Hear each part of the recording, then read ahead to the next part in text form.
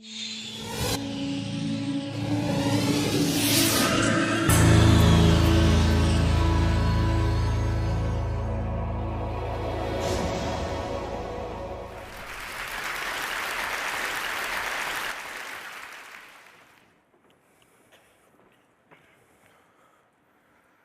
so many of you.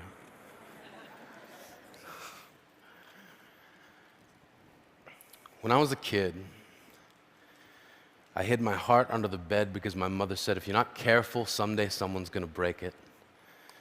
Take it from me, under the bed is not a good hiding spot. I know because I've been shot down so many times, I get altitude sickness just from standing up for myself. But that's what we were told. Stand up for yourself. That's hard to do if you don't know who you are. We were expected to define ourselves at such an early age. And if we didn't do it, others did it for us. Geek, fatty, slut, fag. And at the same time we were being told what we were being asked, what do you want to be when you grow up?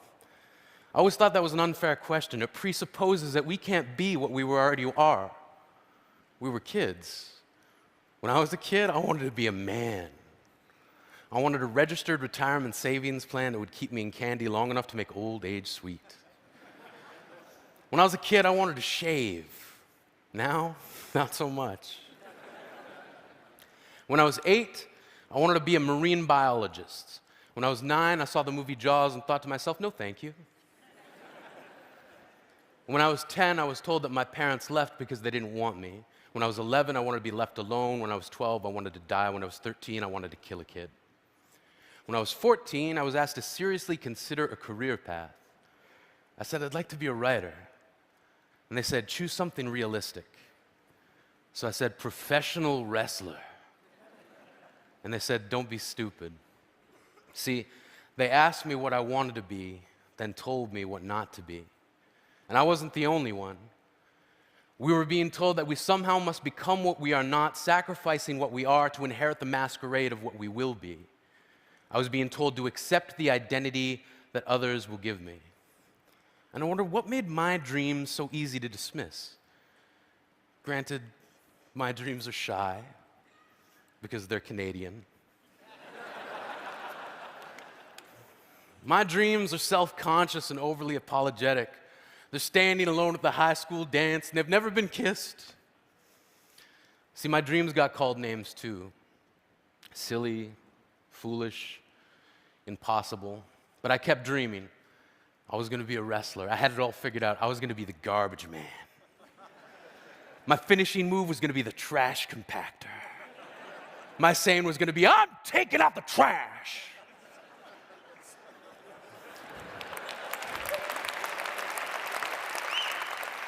And then this guy, Duke the Dumpster Drosy, stole my entire shtick. I was crushed, as if by a trash compactor. I thought to myself, what now? Where do I turn? Poetry.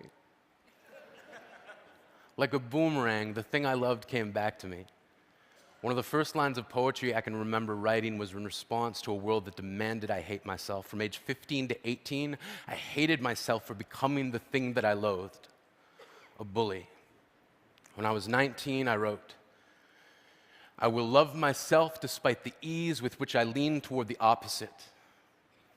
Standing up for yourself doesn't have to mean embracing violence.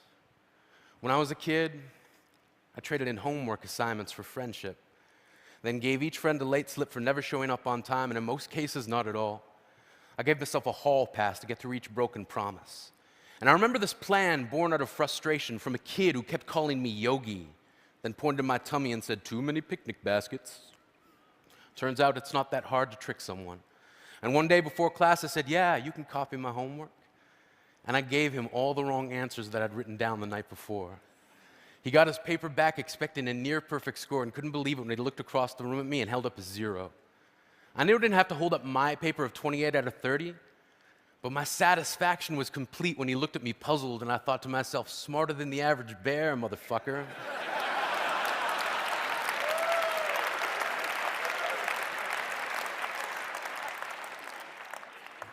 This is who I am. This is how I stand up for myself. When I was a kid, I used to think that pork chops and karate chops were the same thing. I thought they were both pork chops. And because my grandmother thought it was cute and because they were my favorite, she let me keep doing it. Not really a big deal. One day, before I realized fat kids are not designed to climb trees, I fell out of a tree and bruised the right side of my body. I didn't want to tell my grandmother about it because I was scared I'd get in trouble for playing somewhere I shouldn't have been. A few days later, the gym teacher noticed the bruise and I got sent to the principal's office. From there, I was sent to another small room with a really nice lady who asked me all kinds of questions about my life at home. I saw no reason to lie. As far as I was concerned, life was pretty good. I told her whenever I'm sad, my grandmother gives me karate chops.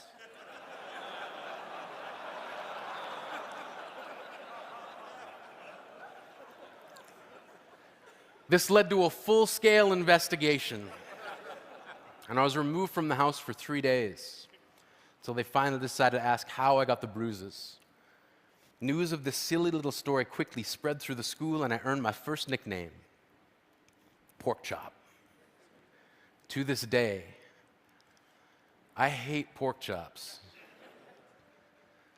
I'm not the only kid who grew up this way, surrounded by people who used to say that rhyme about sticks and stones, as if broken bones hurt more than the names we got called, and we got called them all. So we grew up believing no one would ever fall in love with us, that we'd be lonely forever, that we'd never meet someone to make us feel like the sun was something they built for us in their tool shed. So broken heartstrings bled the blues, we tried to empty ourselves so we'd feel nothing. Don't tell me that hurts less than a broken bone. That an ingrown life is something surgeons can cut away, that there's no way for it to metastasize, it does. She was 8 years old, our first day of grade 3 when she got called ugly. We both got moved to the back of class so we would stop getting bombarded by spitballs. But the school halls were a battleground. We found ourselves outnumbered day after wretched day. We used to stay inside for recess because outside was worse. Outside, we'd have to rehearse running away or learn to stay still like statues, giving no clues that we were there. In grade 5, they taped a sign to the front of her desk that read, "Beware of dog." To this day, despite a loving husband, she doesn't think she's beautiful because of a birthmark that takes up a little less than half her face. Kids used to say she looks like a wrong answer that someone tried to erase but couldn't quite get the job done.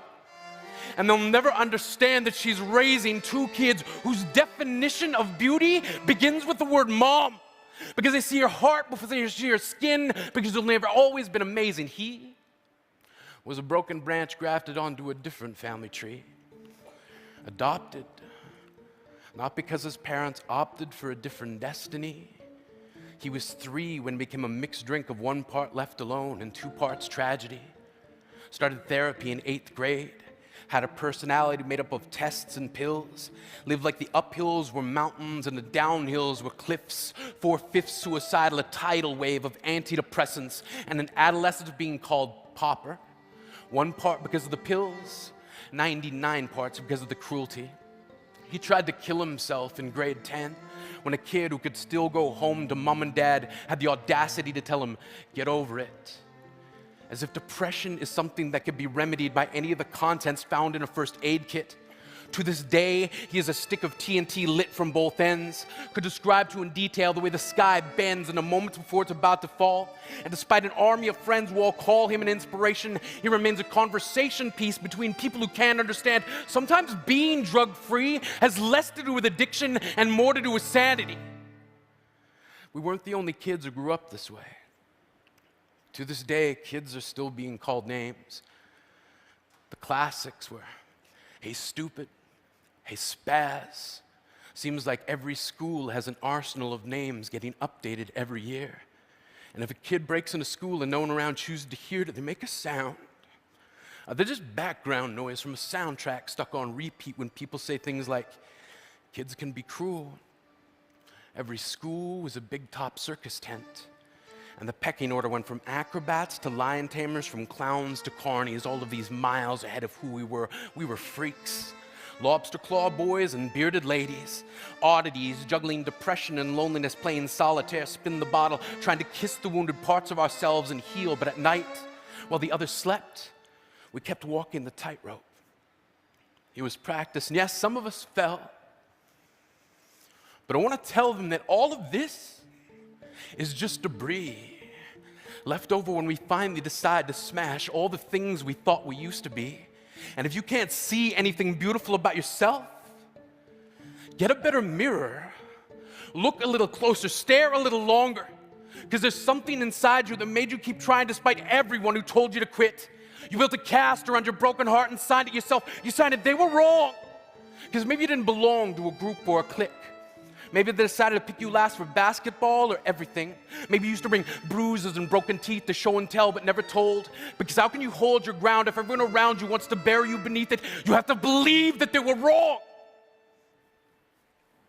They have to be wrong. Why else would we still be here? We grew up learning to cheer on the underdog because we see ourselves in them. We stem from a root planted in the belief that we are not what we were called. We are not abandoned cars stalled out and sitting empty on some highway. And if in some way we are, don't worry, we only got out to walk and get gas. We are graduating members from the class of we made it, not the faded echoes of voices crying out names will never hurt me. Of course, they did. But our lives will only ever always continue to be a balancing act that has less to do with pain and more to do with beauty.